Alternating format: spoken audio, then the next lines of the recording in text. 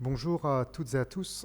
Nous voici arrivés au dernier chapitre de ce cours d'Unix. Nous allons parler de script shell. Mon intervention sera divisée en deux points. Nous allons d'abord dire ce qu'est un script shell. Eh bien, c'est très simple. Un script shell, c'est tout simplement un programme écrit à base de commandes Unix. En algo, vous voyez des programmes écrits en langage C. Il existe aussi des programmes écrits en Pascal, en C#. Nous, on va écrire des programmes à base de commandes Unix.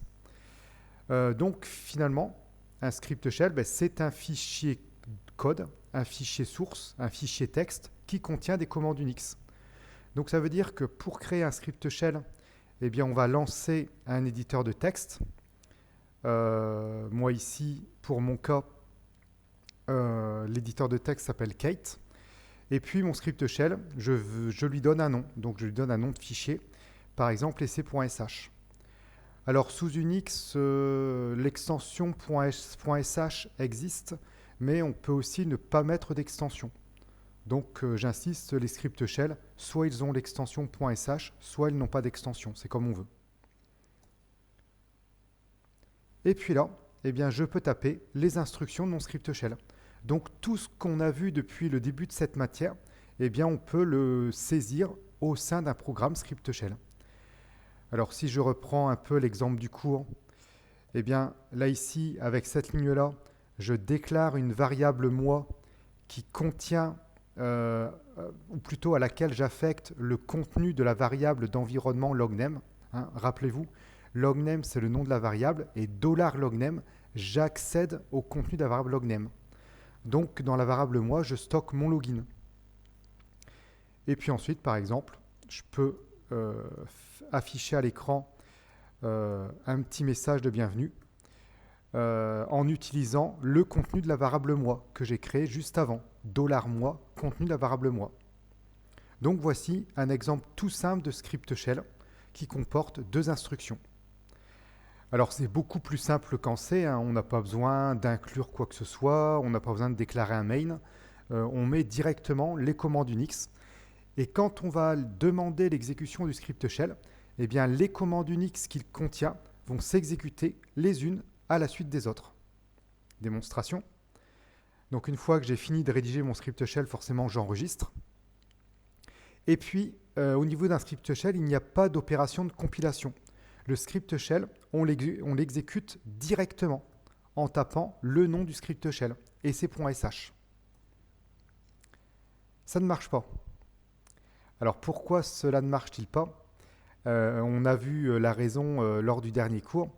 C'est à cause de la variable pass. Rappelez-vous que quand on tape une commande directement, comme je l'ai fait là, j'ai tapé le nom de mon script shell directement, eh bien Unix va chercher la commande, ici le script shell ec.sh, dans la liste de répertoire contenue dans pass. Donc Unix va chercher ec.sh là-dedans, il n'y est pas. Là-dedans, il n'y est pas. Là-dedans, il n'y est pas. Là-dedans, il n'y est pas. Là-dedans, il n'y est pas. Non plus, non plus, non plus, non plus. Donc Unix va dire commande introuvable. Donc là, attention, ne tombez pas dans le panneau. Dès qu'on lance un script shell, soit on ajoute dans la variable pass le dossier qui contient le script shell, ou alors on demande son exécution en le localisant, en tapant par exemple //. Donc là, on dit bien j'exécute le script shell ec.sh situé dans le dossier courant. Et comme là, on localise précisément l'exécutable, eh bien la variable pass n'est plus utilisée. Ça ne marche toujours pas. Alors en effet, si on regarde les permissions de notre script shell, eh bien vous voyez que le droit X n'est pas présent. Aucune des trois catégories n'a le droit X. Alors ça se comprend, puisque notre script shell a été créé par l'intermédiaire d'un éditeur de texte, qui moi s'appelle Kate. Donc Unix s'est dit, ec.sh c'est un fichier texte ne s'exécute pas, donc le droit X ne sert à rien. Sauf que là, Unix s'est planté, puisque un script shell, c'est le seul exemple de fichier texte qui peut s'exécuter. Donc, comme Unix n'a pas mis le droit X, eh bien, il faut l'ajouter après coup, avec la commande chmod. Par exemple, en tapant chmod u plus x, je m'ajoute à moi, propriétaire du script shell, le droit d'exécution. Le droit X est apparu, et là, je devrais pouvoir le lancer. Et donc, vous voyez que la variable moi, alors je vais peut-être réafficher le script shell. Je vais le réafficher, mais en arrière-plan. Comme ça, ma console sera disponible. Et je vais pouvoir mettre au point mon script shell en même temps que je vais le tester. Donc là, vous voyez, la console est disponible et j'ai mon éditeur de texte présent au sein duquel je peux modifier. Donc vous voyez, dans moi, j'ai stocké le contenu de logname, c'est-à-dire mon login Clérentin. Et puis ensuite, j'affiche à l'écran « Bon, bienvenue » suivi du contenu de moi, d'où l'affichage « Bienvenue Clérentin ».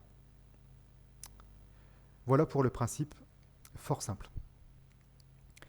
Alors on l'a dit, il faut taper, pour l'exécuter, il faut taper le nom du script shell et on appuie sur Entrée en veillant à ce que le droit X ait été positionné auparavant. À un script shell, on va être capable de passer des paramètres, des arguments, comme on passe des arguments à une commande Unix. Quand je tape par exemple là ici ls/tmp, eh bien /tmp, c'est un argument que je passe à la commande ls. Donc les commandes Unix admettent des arguments. Au niveau d'un script shell, on peut aussi gérer des arguments. C'est-à-dire que mon script shell, par exemple, ec.sh, je vais pouvoir l'exécuter avec des arguments que je vais mettre derrière lui, séparés par un espace. Alors comment faire pour récupérer ces arguments? Eh bien, on les récupère par ce que l'on appelle les paramètres positionnels. Ce sont des variables qui sont automatiquement alimentées par Unix, donc créées par Unix et initialisées par Unix, et qui sont affectées avec les paramètres que l'utilisateur a passés au script shell. $1 va contenir le premier paramètre, $2 le troisième, $2 le deuxième, $3 le troisième, etc., etc., jusque $9. Donc j'insiste, à travers ces variables-là, donc que nous, on n'initialise pas, ces variables-là, on les récupère toutes prêtes à l'emploi, initialisées, avec le contenu qui va bien. C'est-à-dire avec les paramètres que l'utilisateur a fournis au script shell. On a en plus $0 qui contient le nom du script shell. Et puis on a aussi $, variable très utile, qui va être affecté avec le nombre d'arguments fournis au script shell. Exemple, vous allez voir, vous allez tout comprendre.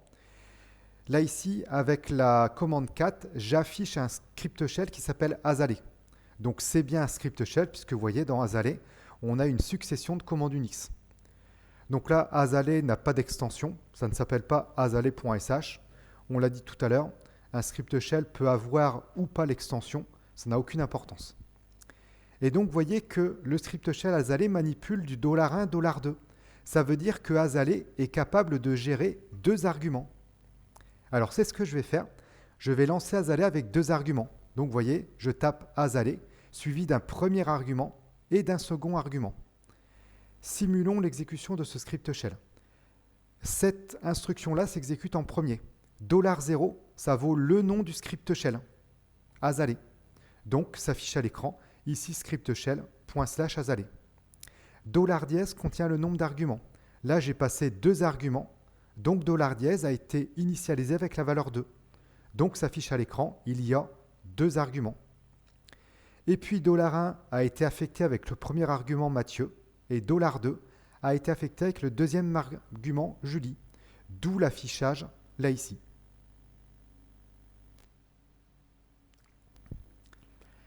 La fois dernière, on avait parlé de code de retour. On avait dit que toute commande Unix renvoyait un code de retour qui notamment signifiait que la commande s'était bien ou mal exécutée. Et on avait dit que selon l'esprit Unix, une commande qui renvoie un code de retour égal à 0, eh bien, ça veut dire qu'elle s'est bien exécutée, tandis que si elle retourne un code de retour différent de 0, c'est que la commande a échoué. Alors comme nous, avec nos scripts shell, mine de rien, on est en train de créer de nouvelles commandes Unix, on va s'attacher à respecter cette tradition Unix. C'est-à-dire qu'on va demander à nos scripts shell de retourner un code de retour égal à 0 s'ils se sont bien déroulés et un code de retour différent de 0 s'ils ont échoué. Pour cela, eh bien, on a une commande Unix qui s'appelle exit. Exit, le rôle est double. D'une part, ça met fin au script shell. Ça veut dire que si après l'instruction exit, on a encore du code en dessous de exit, eh bien ce code ne sera jamais exécuté, puisque exit, on termine, on quitte le script shell. Et derrière exit, on passe un entier en paramètre. Eh bien cet entier, c'est le code de retour qui est retourné à Unix. Donc exit a deux rôles, ça met fin au script shell et ça retourne un code de retour égal à Unix. Ce qui fait que notre script shell, là ici, ec.sh, ben, il n'est pas tout à fait complet, puisque là, pour l'instant, il ne renvoie pas de code de retour. Eh bien, si je suis arrivé là, ça veut dire que tout s'est bien déroulé. Donc, je vais renvoyer un code de retour égal à 0. Donc, exit 0, ben, c'est la commande qui sera traditionnellement située en fin de script shell. Ce sera la dernière commande exécutée. Puisque si on arrive à ce niveau-là du script shell, ben, c'est que tout s'est bien passé. Testons ceci, donc j'enregistre ec.sh et je l'exécute à nouveau. Alors vous voyez, à l'écran, il ne se passe rien, puisque le code de retour d'une commande, on l'a vu la fois dernière, il est stocké dans la variable $.d'interrogation. Donc si je veux voir l'effet de mon code de retour, eh bien je regarde ce qu'il y a dans $.d'interrogation et je vois qu'il y a 0 à cause de mon exit 0. Donc mon script shell a bel et bien retourné un code de retour égal à 0. Les instructions du shell. Alors bien entendu, un script shell, comme tout programme, doit être commenté. Commenter un programme, c'est absolument crucial, c'est indispensable. On a dû vous le dire en algo, parce que un programme n'est jamais figé.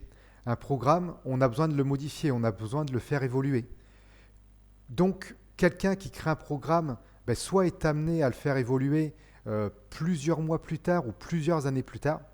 Et je vous prie de croire que quand on retouche à un code qu'on a fait 6 mois auparavant, eh bien on ne se rappelle plus du tout de comment on a géré le code. Donc des commentaires, eh bien ça aide à se rappeler de comment on a fait. Et donc ce phénomène est encore pire si c'est un autre programmeur qui doit modifier nos programmes. Lui est encore moins au courant. Donc il faut qu'il ait des commentaires pour bien comprendre ce que le précédent développeur a voulu réaliser. Et donc sous Unix, eh bien, un commentaire est introduit par un dièse. Donc qu'il soit en début de ligne ou en milieu de ligne, tout ce qui suit un dièse est considéré comme un commentaire. Tous, non, pas la première ligne. La première ligne, elle est particulière, c'est ce qu'on appelle la ligne shebang, elle doit toujours être égale à ceci. Alors, je tairai les raisons de la présence de cette ligne. En fait, cette ligne sert à dire que ce script shell va être exécuté dans un sous-shell qui est de type BASH. Bon, oubliez ce que je viens de dire, c'est juste pour dire que si on met cette ligne, c'est pas pour rigoler, c'est pas pour du beurre, c'est que ça a un intérêt. Mais donc, cette ligne-là doit être la première ligne d'un script shell. Donc, notre script shell ec.sh, vous voyez, il n'est pas tout à fait complet non plus, puisque on n'a pas cette ligne shebang.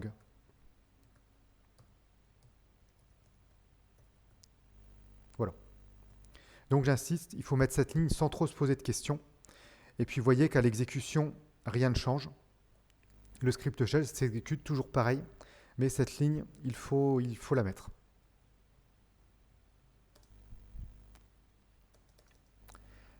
Alors mon diaporama fait des caprices. Hop.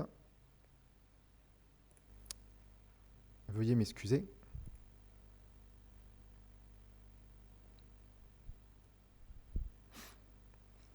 Oui, décidément. Alors, on se croirait sous Windows. Tchouk. Deuxième instruction, c'est la commande if.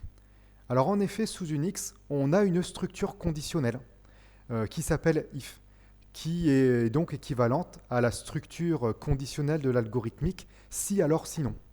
Sauf que, vous voyez, ça ressemble à du C. Mais ça n'est pas du tout pareil, puisque vous voyez, derrière un if en script shell, on ne met pas une condition booléenne vrai ou faux, mais on met une commande. Donc là, j'insiste, différence cruciale par rapport à l'algo. Derrière un if en script shell, on ne met pas un truc vrai ou faux, on met une commande Unix. Comment ça se passe? Si le code de retour donc Unix va exécuter la commande rouge, si cette commande rouge retourne un code de retour égal à 0, alors eh bien, c'est le bloc de commande vert qui va être exécuté, c'est-à-dire le bloc de commande situé entre le mot-clé zen et le mot-clé else, ou alors entre le mot-clé zen et le mot-clé phi, s'il n'y a pas de else. Tandis que si la commande rouge retourne un code de retour différent de 0, eh bien dans ce cas-là, c'est le else qui est exécuté, c'est-à-dire le bloc de commande situé entre le mot-clé else et le mot-clé phi. Donc j'insiste, derrière un if en Unix, on met une commande. C'est absolument crucial, et donc c'est une différence fondamentale par rapport à l'algo et par rapport au langage C. Alors derrière cette commande if, souvent, on va mettre une commande Unix très connue, qui est une commande qui s'appelle test. Donc cette commande, comme son nom l'indique, eh bien, permet de réaliser des tests divers et variés, comme par exemple vérifier le type d'un fichier, vérifier les droits qu'on a sur un fichier et comparer des valeurs. Et test fonctionne de la commande suivante. Si le test est vrai, eh bien, la commande retourne un code de retour égal à 0, tandis que si le test est faux, la commande retourne un code de retour différent de 0. Démonstration, on a le test -d qui permet de vérifier si le fichier qui suit est de type répertoire, de type dossier. Donc là, vous voyez, avec cette commande-là, je demande à Unix si le fichier passwd est un répertoire.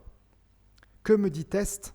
Eh bien, vous voyez, rien ne s'affiche à l'écran, puisque le résultat du test, il est situé dans le code de retour de test. Donc, je vais consulter son code de retour par l'intermédiaire de la variable $, et je vois que eh bien, le code de retour est égal à 1. Donc là, test me dit non, le fichier passwd n'est pas un dossier. Alors, Unix ne se trompe pas, puisqu'on sait tous que passwd, c'est un fichier régulier. C'est le fichier qui contient la liste des comptes utilisateurs déclarés sur la machine Unix. Deuxième exemple, je vais tester si le fichier bin est un dossier. Donc bin sous la racine /bin.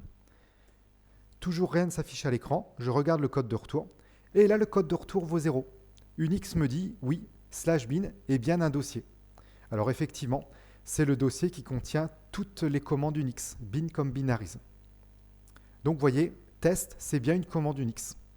Et donc cette commande, eh bien on peut la mettre derrière un if. Considérons l'exemple de ce script shell Zebulon. Vous voyez que j'ai la commande if et derrière, je mets la commande test. Et suivant que test retourne un code de retour égal à 0 ou différent de 0, eh bien c'est le zen ou c'est le else qui va être exécuté. Alors simulons l'exécution de ce script shell Zebulon. Je vais dans un premier temps tester Zebulon avec ceci en paramètres. Donc pour ce cas d'exécution, $1 vaut /etc/passwd. Donc Unix va exécuter la commande test-d /etc/passwd. On a vu à l'instant que passwd n'est pas un dossier. Donc test retourne un code de retour différent de 0. Conclusion, eh bien c'est la clause else qui va être exécutée. D'où l'affichage etc passwd non existant ou pas répertoire. C'est cette instruction-là qui a été exécutée, c'est-à-dire l'instruction comprise entre le mot-clé else et le mot-clé phi. Autre exemple, retestons Zebulon avec /dev. Donc pour cet exemple, $1 vaut /dev. Unix exécute test-d /dev. /dev, c'est un dossier, on l'a vu aussi.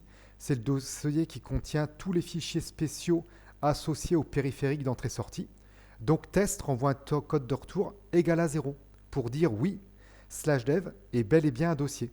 Conclusion, eh bien c'est le zen qui est exécuté, d'où l'affichage /dev est un répertoire.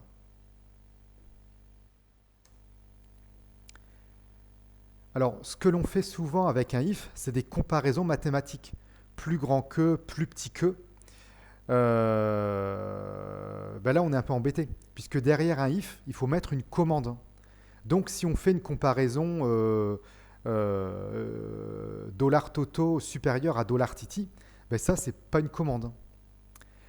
Alors, justement, sous Unix, eh bien, on a une commande à l'allure très particulière. C'est la commande parenthèse parenthèse.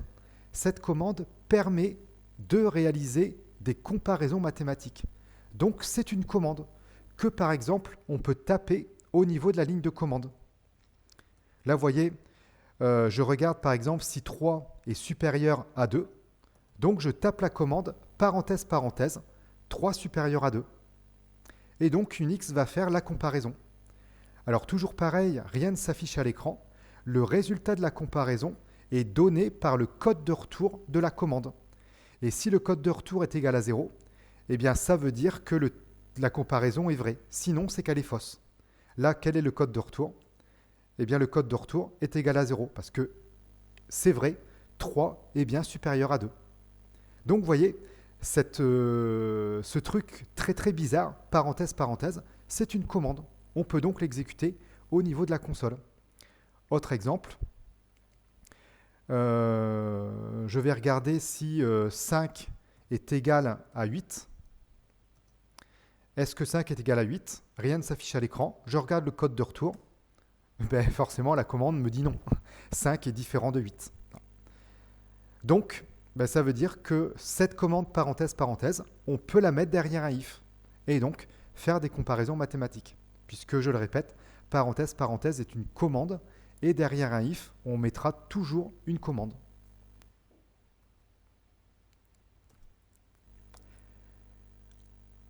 Encore plus fort, la boucle for. Alors en effet, en Unix, on a une boucle qui s'appelle for. Donc on pourrait se dire, ben c'est comme la boucle for en C. On va parcourir un intervalle de valeurs pour y allant de 1 à 10 faire quelque chose.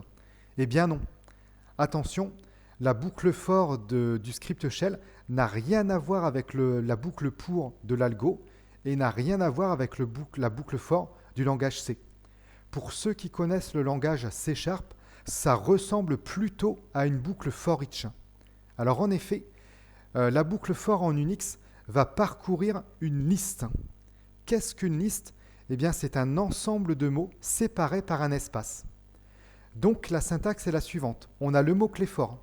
Derrière, on va mettre le nom d'une variable. Toto, titi, tata, tutu, ce qu'on veut. Et derrière le mot-clé in, on met la liste à parcourir. Et donc la variable va parcourir cette liste-là élément par élément. Et pour chaque valeur de variable dans liste, eh bien, le bloc de commande situé entre le mot-clé do et le mot-clé done sera exécuté. Donc là, si derrière le mot-clé in, j'ai une liste à 3 éléments, eh bien, je vais boucler 3 fois. Une première itération avec variable prenant comme valeur la première valeur de la liste, puis arrivé au mot-clé done, variable prend la deuxième valeur de la liste, puis arrivé au mot-clé done, variable prend la dernière valeur de la liste. Et une fois qu'on a épuisé la liste, on sort de la boucle. Donc j'insiste, on parcourt une liste. Démonstration. Considérons ce script shell x1. Donc vous voyez, j'ai bien une boucle for une variable que je choisis, dont je choisis librement le nom, in, et derrière, vous voyez, ben, j'ai mis une liste. Là ici, une liste à 3 éléments, Pierre, Paul, Jacques. Donc ça, liste à 3 éléments. Premier élément, Pierre. Deuxième, Paul. Troisième, Jacques. Et donc, entre les mots-clés do et done, eh bien, j'indique les commandes exécutées à chaque itération.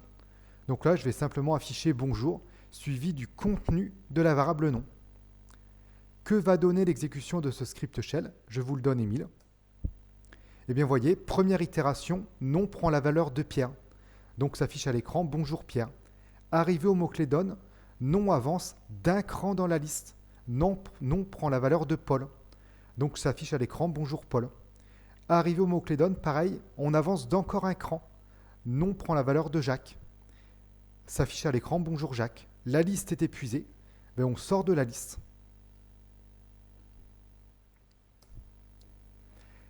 Exemple 2, à nouveau une boucle for. Et puis là, ben vous voyez derrière, on n'a pas mis de liste. On n'a pas mis de mot-clé in et pas mis de liste à parcourir. Donc on pourrait se dire, ben, ça ne marche pas, c'est pas correct, il manque un truc. Eh bien non. Quand on ne met pas de liste à une boucle for, eh bien la boucle for va travailler sur la liste des arguments passer au script shell. Donc là, la variable une personne va passer la liste des arguments que l'utilisateur va passer en paramètre au script shell.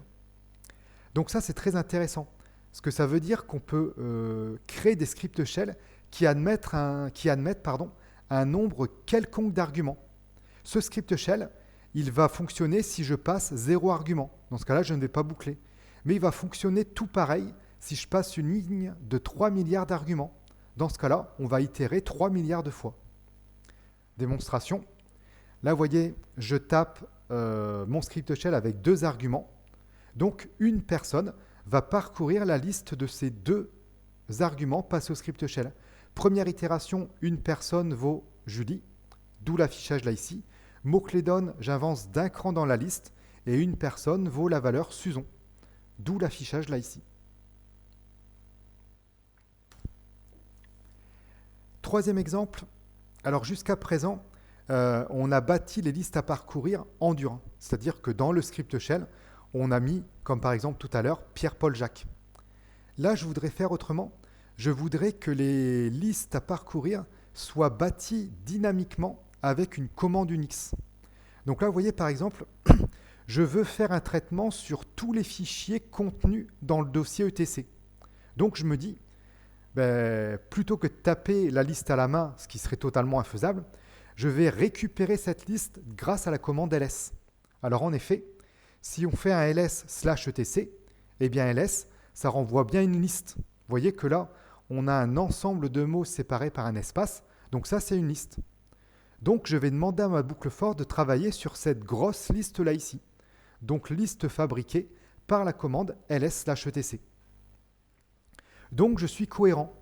ls/etc me fabrique une liste, et bien cette liste, je vais la parcourir avec une boucle for. Donc dans un premier élan, eh bien j'essaie ce code là ici. Alors est-ce que ça va fonctionner? Je vous laisse réfléchir quelques instants. N'hésitez pas à mettre en pause cette vidéo. Eh bien non, ça n'ira pas, puisque là, mon ls/etc, Unix va la considérer comme une liste à 2 éléments. Premier élément de la liste, la chaîne de caractères ls. Deuxième élément de la liste, la chaîne de caractères /etc. Donc, dans une première itération, fic va prendre la valeur ls, et ensuite, arrivé au mot-clé donne, fic va prendre comme valeur la chaîne de caractères /etc. D'où cet affichage-là, ce qui n'est pas du tout ce qu'on veut. Nous, on veut parcourir les fichiers contenus dans ETC. On ne veut pas parcourir la liste ls/etc. Donc là, Unix n'a pas compris que mon ls/etc, c'était une commande à exécuter. Unix a pris ce ls/etc comme une liste, ce qui est logique, puisque derrière le mot-clé in, Unix s'attend à trouver une liste. Alors comment dire à Unix que ça, c'est pas une liste, mais que c'est une commande à exécuter? Je vous laisse réfléchir quelques instants à la solution qu'on a vue la fois dernière. Eh bien, il faut utiliser le mécanisme de substitution de commande, $parenthèse. Grâce à ça, eh bien, je dis à Unix que ça, ce n'est pas une liste, mais c'est une commande à exécuter, commande qui bâtira la liste à parcourir. Donc, la substitution de commande, on la met dès que Unix ne s'attend pas à trouver une commande. Là, ici, derrière le mot-clé in, Unix s'attend à trouver une liste. Donc là, il faut lui dire, non, ce n'est pas une liste, c'est une commande. Et là, eh bien, on va bien avoir le fonctionnement souhaité. La variable fic va parcourir la liste retournée par la commande ls/etc. Alors, voyons comment cette commande va être gérée au niveau des 2 temps que l'on a vus la fois dernière. Donc, premier temps, Unix va analyser la commande et va rechercher toutes les substitutions possibles. Donc là, Unix va se dire, tiens, $parenthèse, substitution de commande.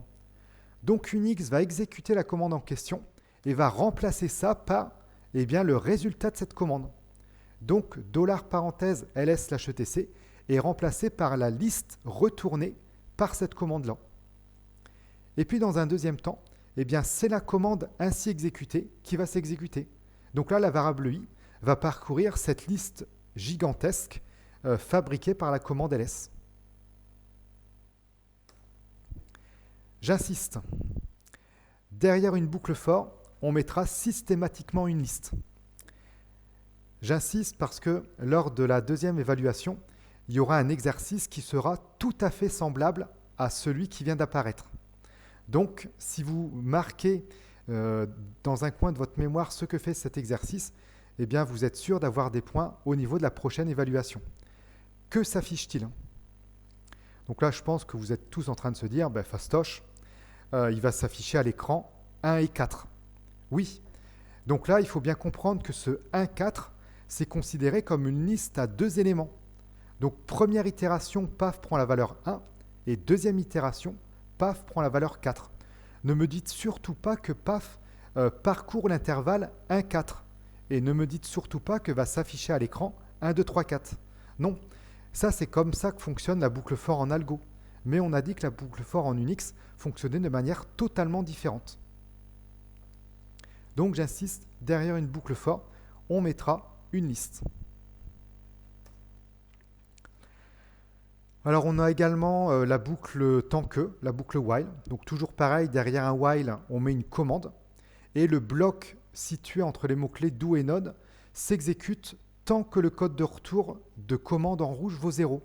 Dès que commande retourne un code de retour différent de 0, on sort de la boucle tant que. Et puis on a également la boucle dual, la boucle until. Donc c'est pareil, sauf que c'est l'inverse. Derrière until, on met une commande et on va boucler tant que le code de retour est différent de 0. Dès que commande retourne un code de retour égal à 0, eh bien je sors de la boucle. Conclusion. Voyez que pour rédiger un script shell, on peut gérer des variables, c'est ce qu'on a vu la fois dernière. On a des structures de contrôle, on a 3 boucles. On peut utiliser dans un script shell n'importe quelle commande Unix et on peut utiliser les mécanismes puissants de substitution qu'on a vu la fois dernière. Donc, comme on avait commencé à l'évoquer la fois dernière, eh bien le shell, c'est un véritable langage de programmation. On peut créer des programmes comme on crée des programmes en C. Alors justement, on pourrait se poser la question suivante. Vaut-il mieux programmer en shell ou vaut-il mieux programmer en C ? En fait, il y a des avantages et des inconvénients des deux côtés. Le shell, c'est peut-être un peu plus simple, puisqu'on peut utiliser des commandes de haut niveau, des commandes Unix, mais c'est plus lent à l'exécution. Tandis que le C, c'est beaucoup plus rapide, mais forcément, les commandes Unix, on va être obligé de les reprogrammer en C, si jamais on a besoin de les utiliser. Alors certes, il existe des primitives du langage C qui font le travail de toutes les commandes Unix, mais le travail est peut-être un petit peu plus compliqué. Donc j'insiste, les scripts shell, c'est simple, mais c'est lent. C'est ça, un critère de choix. Je vous remercie de votre écoute et je vous souhaite une bonne journée. À bientôt.